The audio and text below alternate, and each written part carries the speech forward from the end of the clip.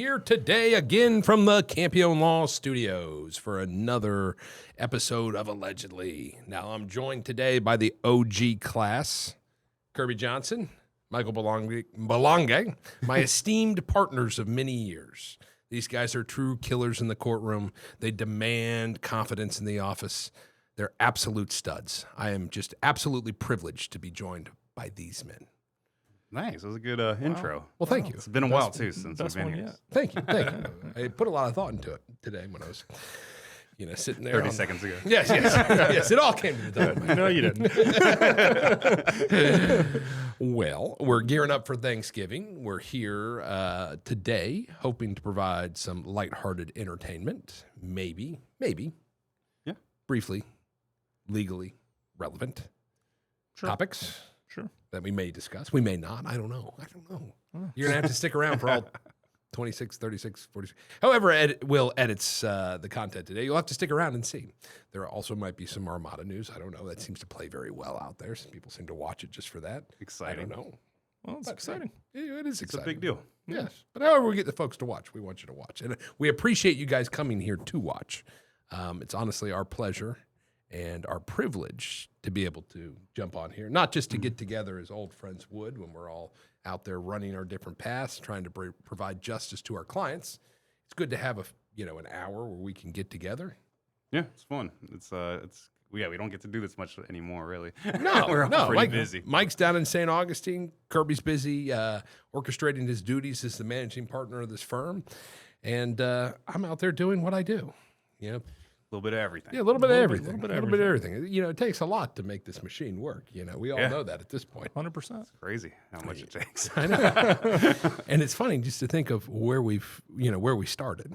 I remember kind of where I started along this journey in a windowless office. Mm-hmm. I can remember the first time I took Mike out for barbecue when he, applied to my job post and he saw my crazy first commercial. Yeah.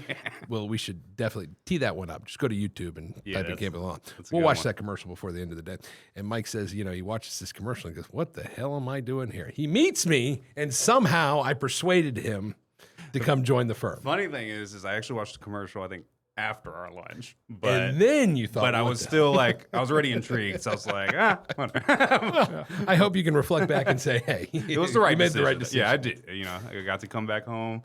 Wanted to meet you guys, and look at us now. And I remember shortly after that, Mr. Johnson was tired of working for this other scumbag attorney here in town, and he decided that he was going to come over and join some folks that were truly trying to help people and not just profit off of their unfortunate circumstances. Sure.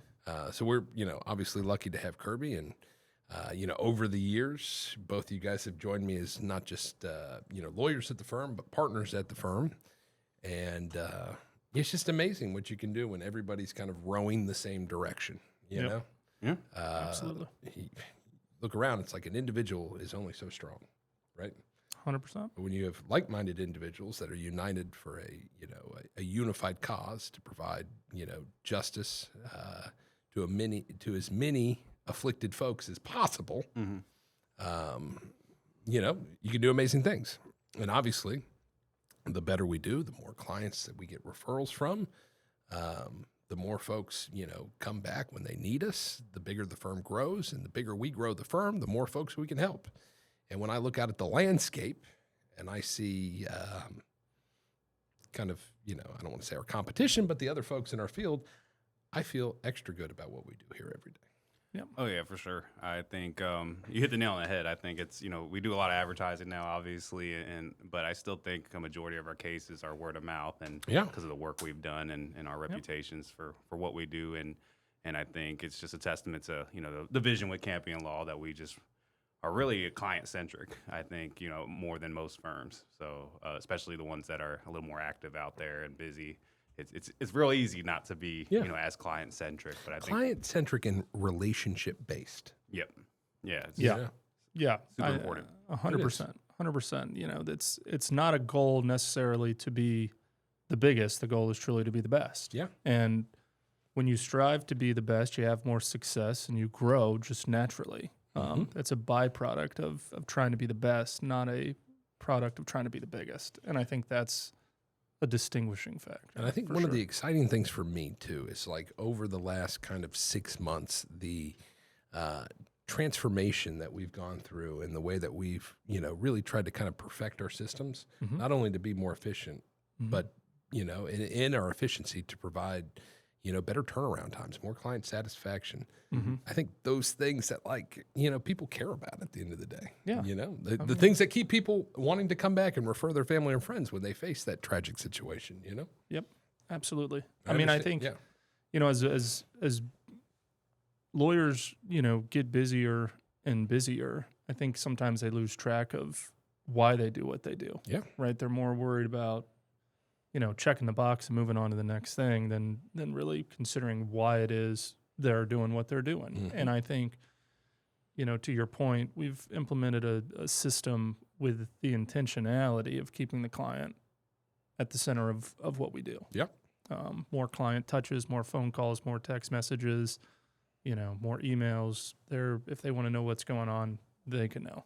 Absolutely. And that's been awesome to implement that. I think the great thing too, living in the community, Jacksonville, St. Johns County, Clay County, right? It is, fun to be able to not only work here, live here, right? To be able to spend our money here, to give back. That's one of the things I enjoy the most, especially at this time of year, right? Oh, yeah. It's the best time of year. And it's like, this year, we collectively bought almost $15,000 worth of turkeys we gave away. I gave away $15,000 worth of turkeys. I wasn't, unfortunately, I wasn't there, but I saw the post about it and obviously heard about it beforehand. I was amazed. I didn't even know we were doing that. So kudos to you, Chris. Thank you. It's all about giving. And we did 2 separate turkey drives. One, and it's kind of interesting too, like when you get into it, one, we gave away, like almost 350 turkeys to the homeless shelter so that the homeless could have turkeys on Thanksgiving. And they actually cook them for them. They do the whole thing. So you're not just handing out raw turkeys to homeless people on the street to do Lord knows what with. You're actually cooking them for them so that they're getting eaten. They're going to folks that truly need them to be able to experience, maybe bring them back mentally or emotionally for a few moments to a happy place in life. Yeah, sometimes just warm food in the belly means the world to somebody, 100%. And not only that, then on the other side of it, we were able to do a turkey drive where we were giving them to families in need. I know we gave some to first responders, both police and fire. Some of the guys from the office drove around to a couple of the substations and the fire stations and gave out the turkeys. Yeah. We actually handed one out unbeknowingly to a former client of mine. I love that. Who called and was so thankful for it. But it just cool. by happenstance, it happened. And my point is, like, when you come to us, when, you support us and allow us to help you, a lot of the money, if not essentially almost all of it, goes right back into the community, one way, shape, or form, right? Whether it's through philanthropy or, through the employees, it's cool to be able to support the community in that way. Absolutely. And we're gearing up now for the big Christmas toy drive. And if you guys haven't seen it, there's probably some videos we can play up there next, Will. But me dressed like old Saint Nick. What year is this now? So I remember. We've been doing it since Emerson, right? Yeah, we were doing it in the Emerson building, and we had at least 3 years in the Emerson building. Because you came on, 2019? Yeah, y'all just moved in that building, I think, like 2 months before I And that was the first time we did it was in that building. And I remember 2 distinct times of doing it. One, you had just joined the firm, and I had to ask you to go to Walmart mid toy drive to pick up gifts. I remember another time. I remember just a quick aside there. I literally bought every toy at Walmart, and then I had to go to the sporting section to buy like fishing poles and baseball gloves and other stuff because we had literally bought out Walmart. That's how many people we. Well, and I remember I think the year before that. No, it might have been the year after that. One year, it was during COVID. It was 2020. It was Christmas 2020. And I remember we did it in the lobby. And I don't know how many of you folks have been to our office. Now our office is huge. We've got offices galore. We've got roughly 25,000, square feet of office space here.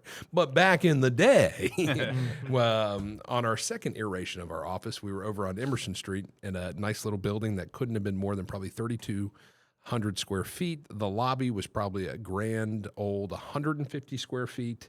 And we were doing generous. And we were doing the whole toy drive right there in the lobby. And we had people lined up around the outside, around the corner of the building. Yeah. And here we are all jammed in there. Kids running around, parents running around. Traffic jam outside. Traffic jam trying to get in. Beeping the horn. Yeah. And we're jammed in there. No mask, no nothing. Everyone's just thinking, hey, if I'm going to go out from COVID, this is how I want to do it, right? Giving away some toys. Giving away toys. So, I mean, that's honestly just very special members. But we've at least been doing it since 2020, if not 2019. Wow, that's awesome. Well, and every year it gets bigger and bigger. I know, it's crazy. Yeah. I mean, it's awesome to see the look on the kid's face when they get a new bike or they get a TV or something Nintendo like Switch that. or something. Yeah, it's not just crappy toys. It's like good stuff. Legitimate toys. And I don't know and I'm sure we've probably talked about it on this podcast, but I don't know of any other toy drives like it where most toy drives, right? There's a cardboard box, you put a toy in there, it disappears and who the hell knows where it goes, right? Like, you know what I mean? Like if you want to bring in toys to the office, they're going to go under our Christmas tree. And then on December 23rd, which I believe is the date we're doing the giveaway, they're going to move about 30 feet to the outside of the building where I'll be dressed up like Kris Kringle. And, the rest of the attorneys and staff will be out there handing Christmas presents away. And a lot of these kids, they're not, a lot of them are, they're local. They're from the east side. Yeah. They don't have the opportunity necessarily to go to the mall and take a picture with Santa Claus. Correct. And like when I first did it, I almost thought it was kind of like funny. Like here I am dressing up like Santa Claus, ha ha ha, right? But like that first year, I realized that to a lot of the kids that were coming, it was much more serious than that. It was the time when it's gonna make me like freaking cry. Maybe their only time. Yeah. Well, transportation issues. I mean, that's what I mean. Get there, yeah. A lot of things, right? Yeah. This was the time where they got to sit, and it became real to me when the first couple came and sat in my lap and told me what they wanted for Christmas. I wasn't just some, jack off dressed up like Santa Claus. Like I was, and to me, it kind of like it evolved into a much more like serious thing. The actual, dressing up like Santa Claus. The role. Yeah. You got the sweet chair and everything. Now we get the chair delivered. And you got to see it. Well, maybe we'll share it on social media at one of these points. But it's literally like a red velvet, something you'd like see in Game of Thrones, but it looks like it's designed for Christmas. Yeah, it's like a little mini sleigh or yes. something. Yeah. And I even take like we have like almost like a Santa bag that we bring out that we put some toys in. Some special toys. Yeah. Some special toys. Yeah. But it's freaking awesome. But so on Tuesday, or is it tonight? Yeah, it's tonight. Will is going, hey, why don't you play this video? Because I think this is, where some of the staff have gone and this is clearing out, I think, a Walmart.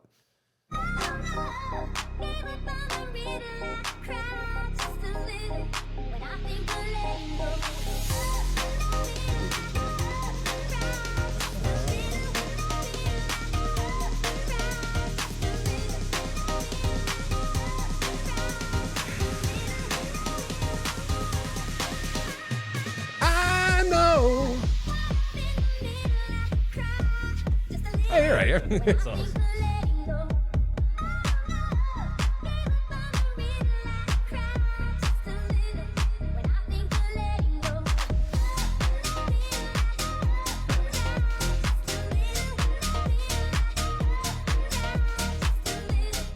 Good video.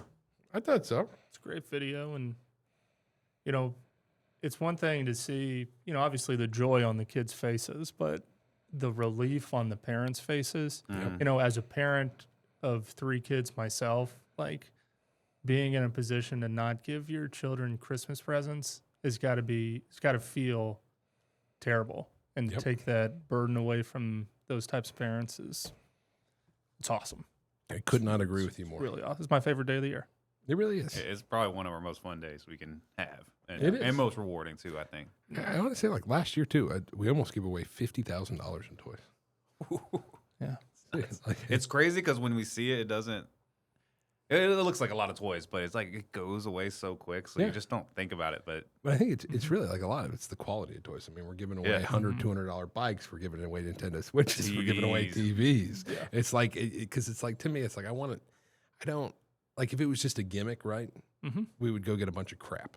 Yeah. Right. We cheap just want to toys. show a big stack of toys, right? Look at all these, doodads we're giving away. That But nobody that's- wants. that nobody wants. But that's not what it's about, right? Nope.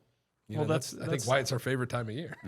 right, which I think goes back to the point that we were making earlier, right? There's a difference between being the biggest and then being the best. Yeah. Right. And I think when you do it that way, truly with the community in mind, you do it better. Yeah. Right. And I mean, there's a few other firms, that come to the top of mind that have, pretty good philanthropic arms, but certainly not all of them. And if I was, kind of out there in the market, you want to kind of, assess the heart and the care of the attorney that you may be going with. It's a good idea to kind of look into, what they're doing to give back. Right. And if there's any business owners or anybody in the Jacksonville community that wants to contribute to this wonderful toy drive, we'll certainly accept your donations. And Oh, absolutely. And we'll obviously, include a tag on social media. And if you want to be a part of the actual giveaway, we encourage that as well. It's about the kids. right. And if you know anybody who's Yes. less fortunate and can't, give their children the Christmas that they deserve, then please come by. By all Yeah, means. get a picture with Santa. Yeah. We won't have our elf here this year, though. Yeah, right. Will's going to be the elf this year. I like that. I like that. We do need a reindeer, though. I've always joked about A reindeer? renting a reindeer. You can rent one. I know. Oh, like real ones? Yeah. Oh, that'd be Just have it right out behind the building. Yeah. He's sick. It makes me think of that movie, Jingle All the Way with Arnold Schwarzenegger. Oh, I and love Sinbad. that movie, man. I mean, that's honestly, I think, one of my favorite Christmas Me movies. too. People sleep on it. Yeah, It's so they good. sleep on it. Yeah, it's so good. But do you remember that scene though, where the neighbor who's trying to get with Arnold's wife Yeah. buys a reindeer, rents a reindeer, and Arnold has that moment at the end where he breaks into the neighbor's house to steal Turbo Man, and the reindeer wakes up, comes charging through the door, runs him out of the house, and then next thing you know, his wife's mad at him, kicks him out of the house, and he's there drinking beer with the reindeer. Yeah. I love that scene. Well, for reminiscing, for the sake of reminiscing, Will, let's hit that first commercial. You got it on there? Oh, yeah. This is gold. This is my first experience with I Campione. miss. Oh, yeah. No, Slip and to fall. the right. No, yeah, to that one. That one. With the suit. Yes. You still have that suit? Yeah, I do. And the crooked bow tie. I couldn't fit in that suit, but I still have it. Oh, yeah. And I remember this, like a little bit of pretext. Like I remember kind of, I might have been practicing for a year at the time. I think Jonatus was still a clerk. It was me and Jonatus over in that one room office. And Across the hall from my old office. yeah. And I asked a buddy of mine from back home to shoot a commercial for me. Now we shot 4 commercials that day. 3 of them are online. The fourth, I would love to find. We decided not to run it because I said some things that were like, hey, can't really say that. But it would certainly be funny one day to dig that thing up off of his hard drive and play it. But the funny thing about this, a lot of these guys are my childhood friends. They're the actors in this. Oh, that's awesome. We got together at the bar across the street. We had some drinks. We went over to this bar, shot this commercial, and funny enough, 6 months later, we picked up a slip and fall case at this bar. Return on investment, Yes. babe. Okay, go ahead. Play it, Will. I still freaking love this commercial.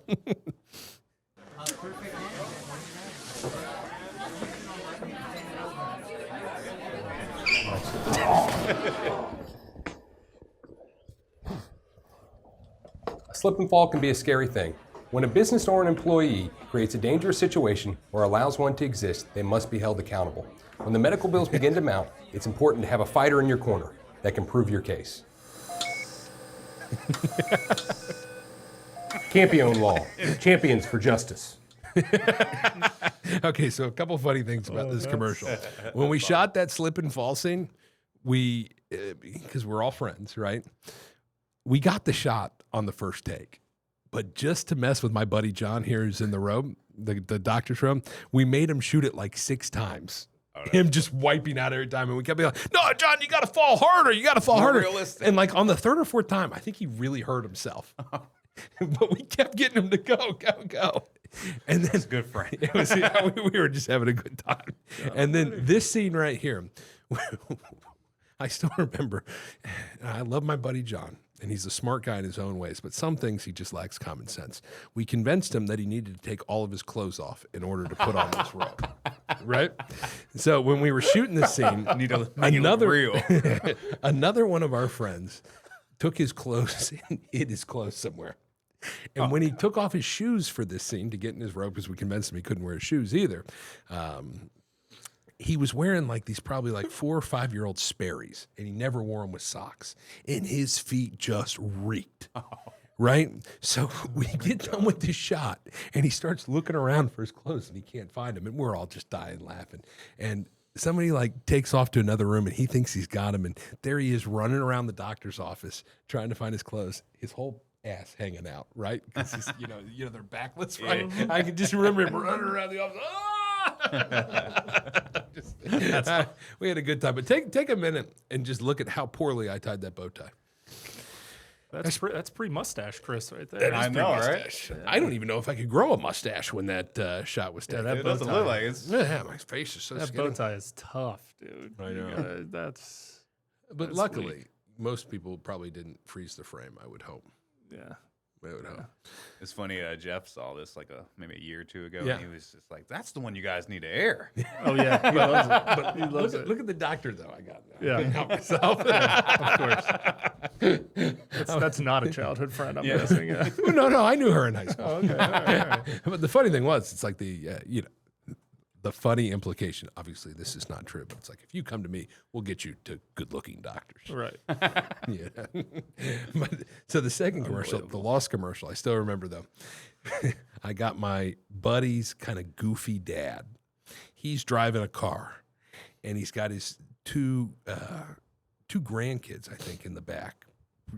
3, 4 years old in car seats.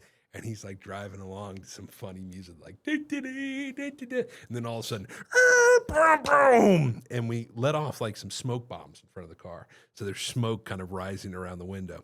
And then the camera's being shot from the passenger seat looking at him.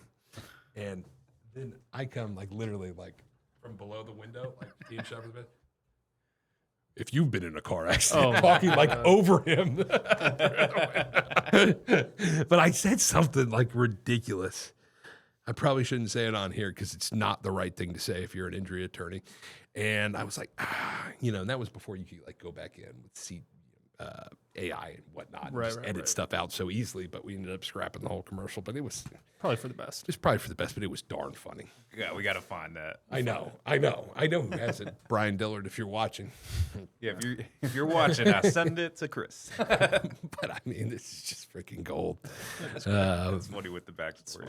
I mean, another one of the funny ones. Here, go back real quick. Oh, the Jonatas? The Jonatas ones. That's pretty funny. Okay, that one right there with Jonatas at the very bottom. One. Oh, I don't know if I remember. Right, watch this one. Yep. Yeah. Now it's in Portuguese or Spanish, but just watch the end of it. The end of the 30-second clip is freaking hilarious. Hola, mi nombre es Jonatas Porcides y yo soy parte de Campione He Law, wasn't even a lawyer. una oficina de advocacia en Jacksonville y Orlando. Si usted tuvo un accidente de carro, moto o cualquier otro tipo de accidente por la negligencia de otra persona, llámenos y hable con alguien en Music's su idioma. building. Independiente de su estatus inmigratorio, tú tienes derechos. Mi nombre es Jonatas Porcides y yo soy Campione Law. Champions for justice. I freaking love that. Yes. Out of nowhere. Champions for justice. Out of nowhere. Popping out of doctor's office, commercials. Yeah. His Yeah, walk the looked like he slow had walk, a bomb, strapped to his chest. Like he was about to just open that jacket. Hire me or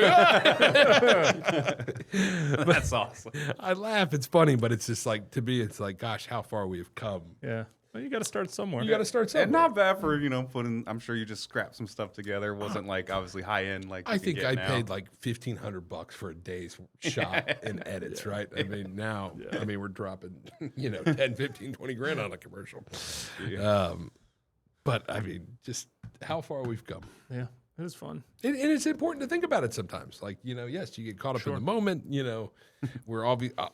we're all similar, and we're always kind of focused on that next thing. Like, you know, whatever it is in front of us is not good enough. Whether it's the case can get better. Whether it's the business can get better. Whether we can grow bigger, we can grow larger, help more people. Like there's, you know, I think we're all kind of unified in our thought that, you know, the status quo is never good enough, right? Sure. But it's important to kind of think back and, you know, see the direction where we came. That's, I think, why I kind of steered it in that direction, is because it's one of those days, Thanksgiving, right around Thanksgiving, where you think about what you're thankful for. Yeah. Honestly, at the end of the day, it's like I am very thankful for you guys. I'm very thankful for some of the other key folks that we have around here. Yep.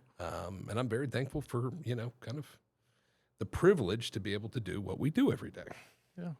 Well said. No, for sure. thank you. Can't follow that up. But Sorry for getting thankful too for you as well. Thank you. I'm sorry for getting a little sentimental today, but I'm feeling it on but this that's- Thanksgiving holiday. Yeah, it's the right week to do it too. You know, we should be like that more. You know, I was at a networking coffee thing like the other week. Get outta and, here. Yeah, you know, I'm trying to spread the word in St. Augustine a little bit, but and they make you put like one word down to describe. You know, I guess I don't remember what the topic was, but I put grateful, and I think that is important to think about. Is like focus on what you're grateful for, because everybody has problems, you know, issues, all these things. But if you kind of focus what you're grateful for, it makes things a little bit easier for one. But I think that mindset is what, you know, also leads to success and getting through those tough Could times. not agree with you more. And I think if you're constantly thinking about what you're grateful for, you're naturally going to be optimistic. You're going to be a glass half full kind of guy.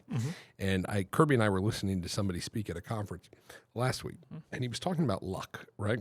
And I've had people tell me, you know, you're the luckiest guy I know, this, that, and the other, right? And that might be true, right? But luck is not accidental, right? If you are consistently putting in the work and putting yourself in the right place and being a good person, right? Good things will happen, right? And that comes with being grateful. Like grateful is a big component of, you know, putting yourself in the right place, putting in the work, and good things will happen. Like I truly believe that the universe rewards, you know, those that do. Yeah. Well, luck is where opportunity meets preparedness. Yeah, that's good. I read that on something before. So No, he just made that. yeah, no, I like it. But that's what it is, right? If you're prepared, if you go after what you're searching for, and if the opportunity presents itself, that's what luck is. Yeah. Could not agree with you more, man. I mean, I don't know, Mike, we haven't caught up with you since this, but we saw, who's the guy from Shark Tank we saw? Robert Herjavec. Which one's Robert? The guy who sits on the far end of Shark Tank. You know, would recognize you've him. got the FUBU guy, you got Yeah. Mark Cuban, you've got the two ladies. Okay, yeah, but the only other guy. That's right. Yeah, I mean, he was great. He had a very compelling story. And Kirby and I got a couple pictures with him afterwards. Oh, that's awesome. He actually made a comment about my suit. He said I look like a '70s weatherman. I was wearing one of the plaid ones. You know, the plaid ones I have. Nice. It was an apt description of what you look like. And you know, me, I'm kind of like stumbling over my words a little bit, kind of starstruck, and I'm like, oh, you got a nice suit too. He's like, I know, I'm a billionaire. And, you know, another interesting guy we heard talk was Tony Hawk spoke, and that was intriguing. Right? That's awesome. Yeah, and he's talking about Tony Hawk Pro Skater 2 and kind of walking through that. It was very interesting. And really, like in my mind, I thought like he broke on the skating scene. He just got rich overnight. Very different in reality. I mean, he was Tony Hawk was a kind of a household name for really 10, 15 years before he ever made any money. Wow. Just because skateboarding wasn't really there. That's true. Right. You know, to monetize. Well, you kind of pioneered the action sport video game industry. Well, he did. Yeah. Well, and the funny thing was, he said that they built the game based off of another game that had been developed where Bruce Willis was riding through the desert hunting zombies or something, right? And they were able to basically take the platform of him skating around or riding around, however it was, and then transform it into a skateboarding game.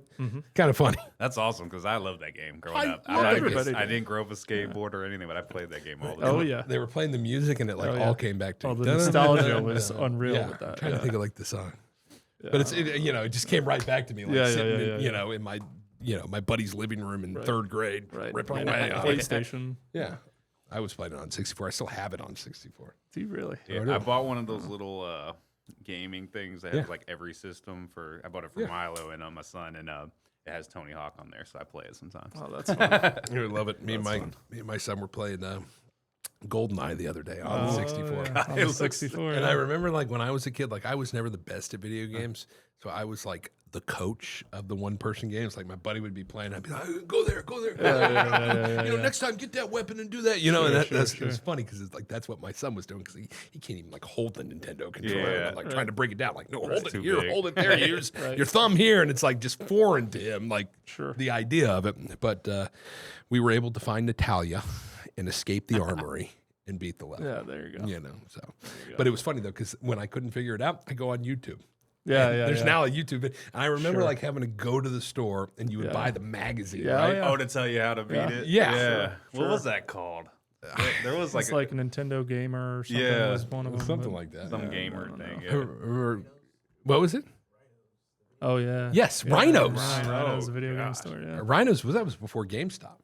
Rhinos was the OG. I remember GameStop, there was a Rhinos in You know about that. the local mall. And I remember going to Rhinos all the time. Well, Rhinos is where you went after your Blockbuster rental ran up. That's true. Right? Remember Blockbuster? You were younger than You you used to were. get a video game on a Friday, and if you didn't beat it by Sunday, it was like, sorry, had to go back. Yep. I still remember like on the 64 at least when they came out with where you could actually save things. You plug it into the controller. Oh, yeah, The the memory card. memory card. Memory card, yeah. And then there's a rumble pack too. You remember The the Rumble Pack magazine. yeah. Star Fox. It's just Yeah, Star It's just Fox. funny to think how basic that was. It was so fun. We used to play that for hours. I can't play games like that anymore. Like my attention span is not like it was. Well, that's why the 64 games are so quick. They're all fast. Yeah. Very few of them are like one player. that's what it is. Like GoldenEye, yeah, there's like levels you play up, but most of them are like Smash Brothers, Right, Nintendo fighting 64, quick little matches. 1080. Yeah. You know, I love those. I tried playing GoldenEye the other day though, and I love GoldenEye, but it looks old now. Oh, big time. Oh, yeah. Like the graphics Big are time. so bad. Well, I bought Harvey the PS5, and I Yeah. bought him like some sports games, you Yeah. know. But you got to be like a savant to be able to play those Oh things. yeah, now. I don't even Like try I- Madden anymore. I tried. Oh, yeah, and these it's kids in unbelievable. like Korea like kick my ass. Like, Oh yeah, it's unbelievable. That's why I've just stuck to the 64 all these years. Yeah. I mean, at one That's the point in move. time, I That's bought the an Xbox 360 probably when I was in college, and I played like The Sims and kind of like this. Call of Duty was big on I those. love Call of yeah. Duty. That was Call of Duty was Call of Duty was fun. Like that was like the last probably action game I ever played. Yeah, But I was more into like kind of like the strategy. sure. There's a game called Tropicana I loved where you play like a dictator in the Caribbean, almost like Fidel Castro, and you've got to build out your island and protect from the invasion of the Americans or the Russians or whatever. Right? It's freaking hilarious, right? That's ridiculous. Like the goal is basically to build a nuclear facility because once you build the nuclear facility, the foreign powers will not invade. It's kind of funny, but you got to prevent the people from revolting along the way because you didn't build enough hospitals or schools or whatever. right. It's pretty fun. I don't know how we got there, but that was. Well, we started at Tony Hawk. Tony Yeah. Hawk. That's how we got there. Oh, but what I was going to say is the guy I think that probably had the most impact on me was the guy who was talking about this idea of luck. It was the guy who essentially founded NetJet's bottom. Marquee. Marquee. I think Marquee Marquee Jets. bought NetJets. NetJet. And it was the guy. He made NetJet. It was the guy who had started that. And he was talking about kind of. He was awesome. Yeah, he came up with the idea of like buying a fractional share in an airplane. You buy hours, right? But like if this was before the internet essentially, and it's like, well, who has the ability to buy, airplane rentals, right? Wealthy people. So he thought to himself, okay, where am I going to go to find wealthy people, right? And he talks about going to San Francisco because he had heard there was going to be a TED Talk there. So he goes to the TED Talk, and of course he realizes when he gets there, you have to have credentials. They don't just let you in. So he says he goes across the street to, I think like a Starbucks, and he's sitting there, and he's thinking, how am I going to get in? Who am I going to pay off to buy their credentials? Whatever, right? Like he's going through the motions in his mind when all of a sudden he realizes that about every hour, all of the folks would leave the convention hall, and a lot of them would come over to Starbucks, get coffee, a bagel, muffin or whatever, and go back to the convention. It was like their break. That's where they would go on their break.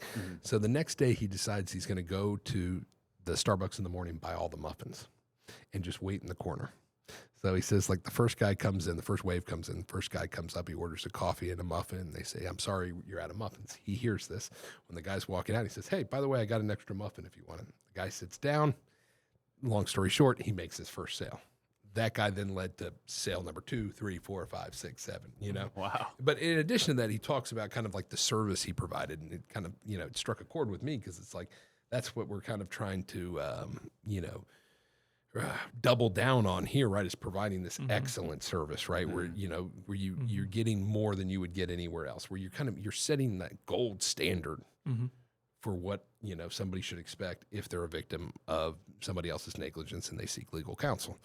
But he talks about that along the way and kind of how neurotic he was about making sure that he provided that. Like, I mean, it was a very impactful speech. That's awesome. I love hearing stuff like that because it's just not the normal stuff that people just do. And it's almost shocking, really, but it obviously paid off. But the point is, like, you could sit there and say, oh, that guy was lucky. That guy this person walked up to him in a Starbucks and, what is the chances of that? Well, the chances are pretty good if you just bought all the muffins and you're sitting in the corner waiting for somebody to say, I don't have a muffin. Yeah. Right. You know what I mean? Like, there's two ways to look at it. Well, it's the creation of his own luck. Yes. That's what it is. Yeah. So that was, I guess, my earlier point. Sure. But all good things. All very good things. We're getting ready to close out the year. You're doing that end of the year push. Yeah. I think from a management side, we've all been, very happy with what's happened over the last year. Mike, you've got your new office up and running in St. Augustine. We've got our Savannah office set to close by the end of the month. We've got set to open. You're closing on the building. Closing on the building. Set to open. Yeah. Sorry. Yeah, we're opening the Savannah That's been a office. 6-month process. Yeah. We've got the med-mal division up online and consistently taking on new good quality cases. They're awesome, by the way. They're great. We've got our veterans comp and workers comp SSI and disability attorney rocking and rolling. Yeah, it's taking awesome. off. He's great. Absolutely great. Yeah. I mean, I reflect back on this year and it's like, gosh, we've accomplished a lot of goals. We met our revenue. We're on the way to meeting our revenue goals. We're accomplishing these things we're doing internally. I haven't talked to you about this, Mike, but Kirby and I we should be opening up a Nevada office in Q1 of next year. Nice. We talked briefly about it. Not as far as we're that soon, but that's awesome. I mean, it's all. Let me know when we're making a trip, guys. Yeah, there we go. Right. It'll be in Las Vegas, Nevada, because outside of Las Vegas, you could really only go to Reno. So we're going to Las Vegas. Awesome. So that's exciting. But I guess if you could sum this podcast up as anything will, it's things we're thankful for in 2025 in the spirit of Thanksgiving. Yeah. Do you guys have anything else you want to hit today? The only thing I'll add is, and this is more on the practical side, Thanksgiving holidays, I think, is the most traveled day of the year. That's true. So when you're on the roads, use extra caution. I know the cops will be out. Don't drink and drive. Even though it's a holiday, it's not a holiday from the law. Absolutely. So just be smart out there on the roadways and be aware of distracted or drivers trying to get somewhere in a hurry. And if you need us, call us. We're open 24/7. 100%. One of the big moves we made this year, we are now a 24/7 firm. Yeah, and if it's just because it's the holidays, it's really easy to kind of push that stuff to the side because you want to get through the holidays. But sometimes, you got to get on things early. So, don't be afraid to call us. Absolutely. Yeah, we'll have people here 24/7 to handle what you don't want to. So Chris will pop up like the commercials. that's right. That's right. You didn't call me. That's right. Well, thank you guys for tuning in today. I think this is episode 13 or 14. Nice. We're going to skip it. We're going to call it episode 14. Kind of like they do in big buildings. They just skip that floor. Episode 14 here at the Allegedly podcast. I appreciate all you guys watching. If you got any questions, anything you want to address, hear us talk about live on the podcast, email Will at campionelawpa.com. We'll see you next time. Thanks, guys.